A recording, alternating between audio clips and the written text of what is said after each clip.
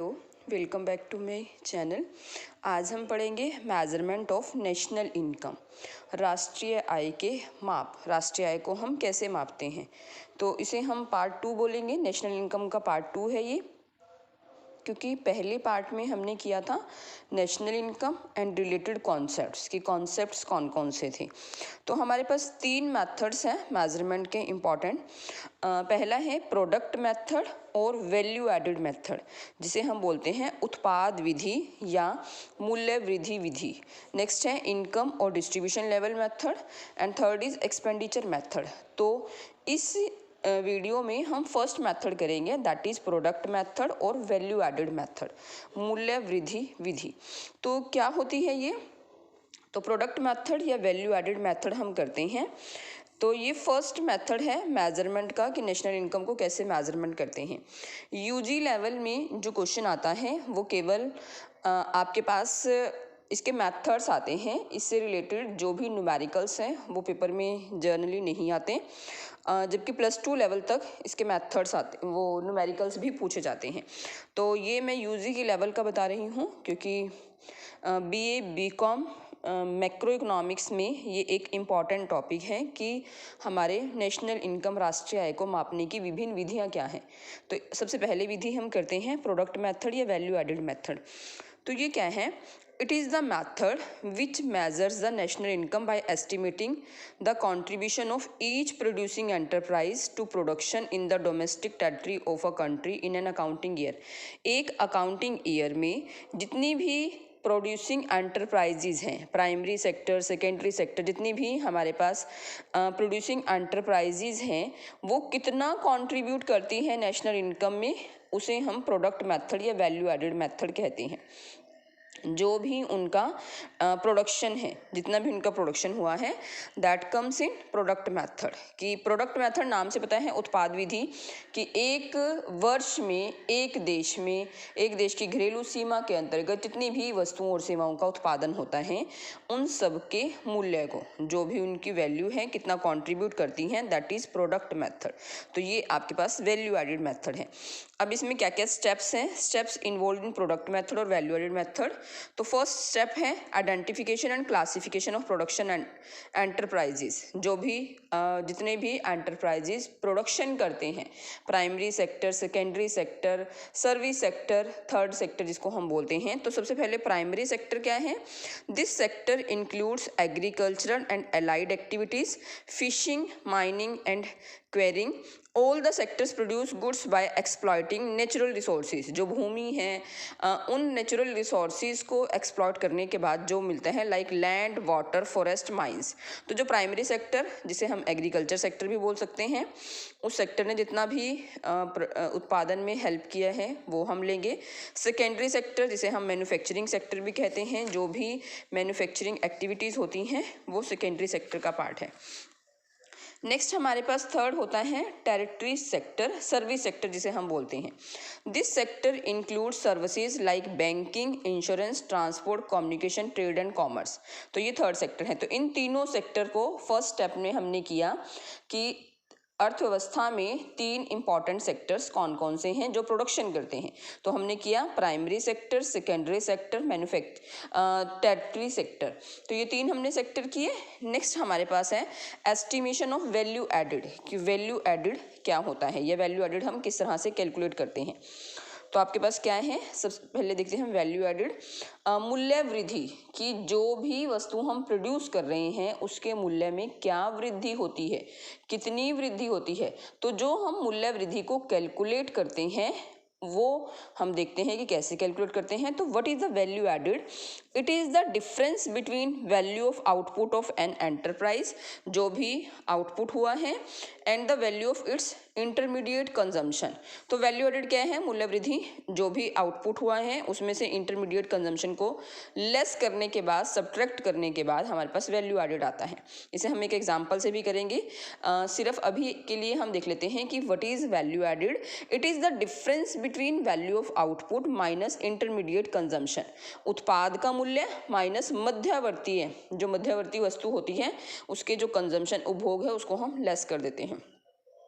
अब हम देखते हैं कि वैल्यू ऑफ आउटपुट क्या है। ये वैल्यू ऑफ आउटपुट क्या होता है? It refers to market value of goods and services produced by a firm during an accounting year. जो भी गुड्स एंड सर्विसेज प्रोड्यूस की है वो उनकी market value, and if entire output of the year is sold, अगर सारा output बिक जाता है तो वैल्यू ऑफ आउटपुट सेल्स के बराबर है, जो भी सेल हुई है। और अगर कुछ आउटपुट हमारे पास रह जाता है तो value of output is equal to sales plus change in stock. तो चेंज इन स्टॉक क्या है? Closing stock minus opening stock. जो भी स्टॉक बच गया है वो आपका वैल्यू ऑफ आउटपुट। प्रोड्यूस तो हमने इसी साल किया तो हम चेंज इन स्टॉक को भी ऐड कर लेते हैं सेल्स में। Next, what is value of intermediate? अब इंटरमीडिएट कंजम्पशन क्या होता है, मध्यवर्ती उपभोग क्या होता है? तो intermediate goods are those goods which are further use for final goods, जिसे अभी हम फर्दर यूज करेंगे फाइनल गुड्स बनाने के लिए, और use as raw material for further processes. जो हमारी नेक्स्ट प्रोसेस है उसके लिए अभी फर्दर यूज किया जाएगा, तो वो हमारी वैल्यू ऑफ इंटरमीडिएट कंजम्पशन है। तो वैल्यू एडेड क्या हुआ? Value of output minus intermediate consumption. तो हमने देखा वैल्यू ऑफ आउटपुट क्या है? जो भी गुड्स एंड सर्विसेज प्रोड्यूस हुई हैं उनका मार्केट वैल्यू, उनका बाजार मूल्य वैल्यू ऑफ आउटपुट है। अगर सारी जितना भी आउटपुट है सारा का सारा बिक जाता है तो वो value of output is equal to sale है, और अगर उसमें से कुछ बच जाता है तो वो sales plus change in stock है, जिसे हम closing stock minus opening stock बोल सकते हैं। और इंटरमीडिएट कंजम्पशन क्या होता है? इंटरमीडिएट गुड्स वो होती हैं जिसको अभी हमने फर्दर प्रोसेस करना है, फर्दर उसे फाइनल गुड्स एंड सर्विसेज के रूप देना है, तो वो हमारी इंटरमीडिएट मध्यवर्ती वस्तु होती है जो अभी फाइनल गुड नहीं बनी है, फाइनल कंजम्पशन के लिए तैयार नहीं है। तो नेक्स्ट इसमें है gross value added at market price is equal to value of output minus value of intermediate consumption. तो अगर हम मार्केट प्राइस पर इसको हम ऐसे लिख सकते हैं GDP एट मार्केट प्राइस। तो GDP मार्केट प्राइस क्या है? Value of output minus value of intermediate consumption. जितनी भी यूनिट्स हैं, primary sector, secondary sector, tertiary sector, इन तीनों सेक्टर्स के द्वारा जो भी वैल्यू ऑफ आउटपुट उसमें से वैल्यू ऑफ इंटरमीडिएट कंजम्पशन होगा तो हमारी GDP मार्केट प्राइस आ जाएगी। अब इसे हम एक एग्जाम्पल से भी देख सकते हैं कि वैल्यू एडेड कैसे कैलकुलेट किया। पहले कॉलम में हमने लिखा items producing enterprising, value of output, cost of intermediate output, value added. अब फॉर एग्जांपल एक गेहूं का उत्पादन होता है, फार्मर उसके वैल्यू ऑफ आउटपुट है 600, उसने गेहूं उत्पादित किया। जो कॉस्ट लगी थी, जो उसने बीज डाले, खाद डाला, सब कुछ डाला, उसकी जो कॉस्ट थी वो 200, तो उसकी वैल्यू ऐड उसने की 600 minus 200 is equal to 400।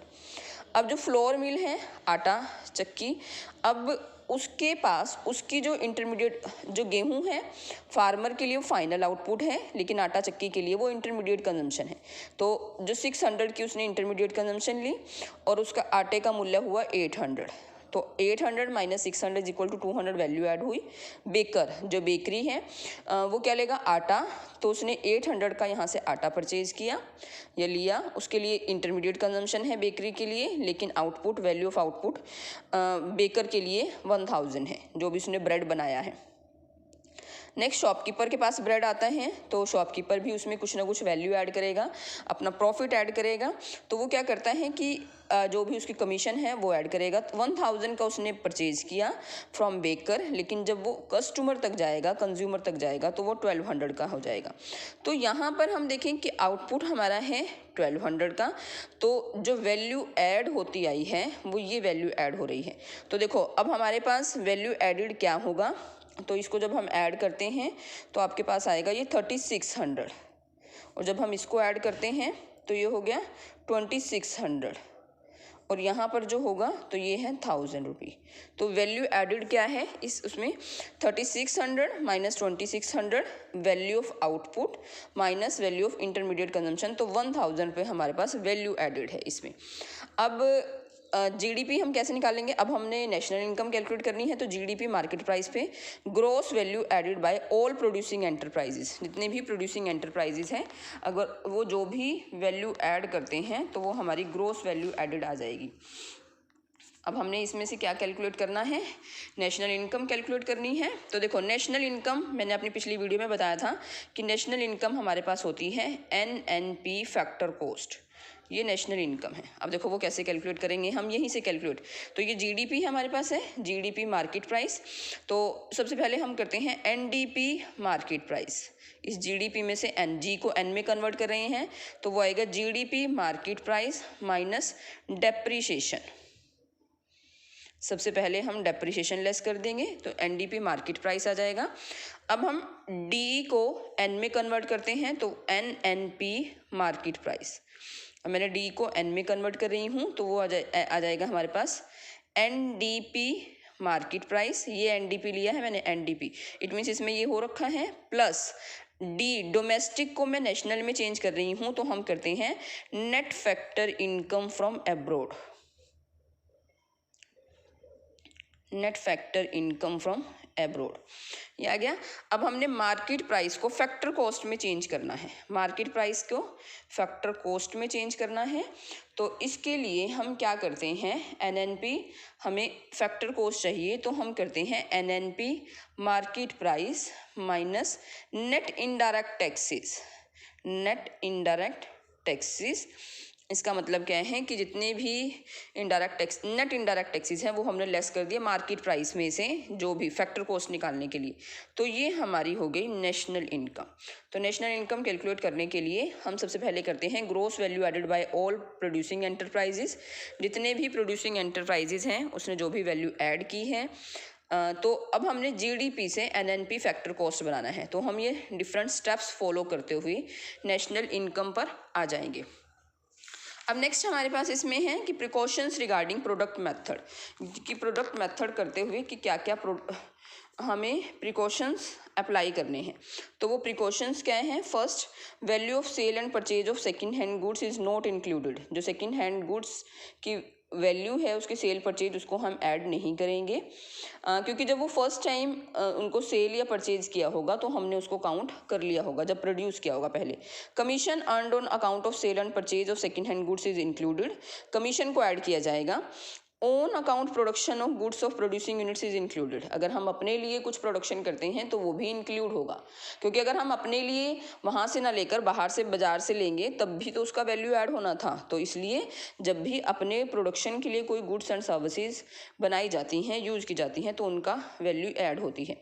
Value of intermediate goods is not included in the estimation of value added, intermediate goods की अभी नहीं वैल्यू ऐड की जाएगी, क्योंकि जो वैल्यू फाइनल प्रोडक्ट की, फाइनल गुड्स एंड सर्विसेज की ऐड की जाएगी। Included value of production for self consumption is included, जो प्रोडक्शन अपने लिए किया गया है वैल्यू उसको ऐड करेंगे हम। नेक्स्ट है included rent of the owner occupied house is also included, कि अगर वो घर हम खुद ना रहकर किसी और को रेंट पे देते तब भी तो हमें इनकम होती, या फिर हम लोग रेंट पर रहते तो तब हमें उसको पे करना पड़ता, तो जो उसकी वैल्यू है उसको ऐड किया जाएगा। Services for self consumption are not considered, services को ऐड नहीं किया जाएगा, जैसे सर्विसेज ऑफ हाउस वाइफ या कोई टीचर अपने बच्चों को पढ़ाता है तो उसकी जो सर्विसेज हैं उसको ऐड नहीं किया जाएगा। The imputed value of own production of fixed capital by general corporate and household sector is also included, तो जो अपने प्रोडक्शन के लिए जो भी imputed वैल्यू है फिक्स कैपिटल की तो उसे ऐड किया जाएगा। तो ये प्रिकॉशंस हैं। अब जब हमने ये मेथड किया तो इसमें एक प्रॉब्लम आती है, वो है डबल काउंटिंग की समस्या, दोहरी गणना की समस्या। तो दोहरी गणना की समस्या क्या है, problem of double counting. It is the problem of estimating the value of goods and services more than once, एक ही गुड्स एंड सर्विसेज को एक से ज़्यादा बार जब हम उसको काउंट कर लेते हैं। Because while estimating final output value of final goods and services of each enterprise is concerned, हर एक जो भी आउटपुट करता है उसके लिए वो फाइनल गुड्स एंड सर्विसेज है, हो सकता है दूसरे के लिए वो इंटरमीडिएट हो। तो हर एक एंटरप्राइज की जो सेल है वो उसके लिए फाइनल गुड्स एंड सर्विसेज है। देखो जैसे हम एक एग्जांपल से समझ सकते हैं, अब इसमें फार्मर के लिए ये फाइनल आउटपुट है, लेकिन फ्लोर मिल के लिए इंटरमीडिएट कंजम्पशन है, तो फाइनल फार्मर भी इसको काउंट करेगा। जो फ्लोर मिल वाला है उसके लिए ये फाइनल आउटपुट है, लेकिन बेकर के लिए ये इंटरमीडिएट है। तो हमारे पास वैल्यू एडेड मेथड में एक समस्या होती है जिसको हम डबल काउंटिंग की समस्या या दोहरी गणना की समस्या कहते हैं, कि एक ही प्रोडक्ट को बार बार काउंट कर लिया जाता है, क्योंकि बेकर के लिए वो फाइनल आउटपुट है लेकिन शॉपकीपर के लिए वो अभी इंटरमीडिएट है। तो एक ही उसको आउटपुट को या एक ही गुड्स को कई बार काउंट कर लिया जाता है, जिसके कारण डबल काउंटिंग की समस्या आती है। तो इस डबल काउंटिंग की समस्या से बचने के लिए हम क्या कर सकते हैं कि final output method, final output का मतलब कि वैल्यू ऑफ आउटपुट में से कॉस्ट ऑफ इंटरमीडिएट लेस किया जाए। जैसे इस एग्जांपल में हमारे पास क्या है कि हम 3600 माइनस 2600 करेंगे 1000, केवल 1000 किया जाए। या सेकेंड मेथड हमारे पास क्या है कि हम केवल वैल्यू एडेड को लें, जो वैल्यू ऐड हुई है ना, हम केवल सभी एंटरप्राइजेज की वैल्यू ऐड को लें। It means 400 plus 200 plus 200 plus 200 1000। तो डबल काउंटिंग की समस्या से बचने के लिए हम दो मेथड्स कर सकते हैं।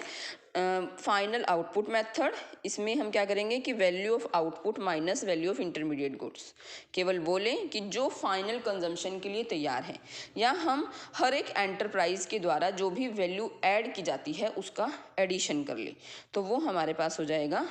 डबल काउंटिंग की समस्या से हम बच सकते हैं।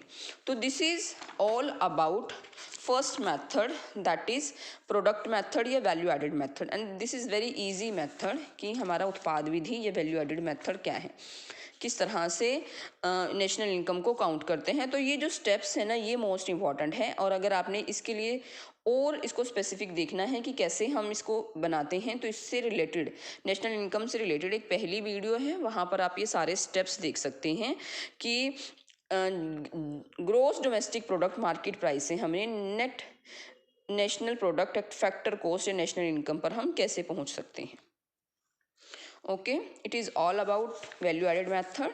आई होप कि आपको क्लियर हुआ होगा। Thank you very much.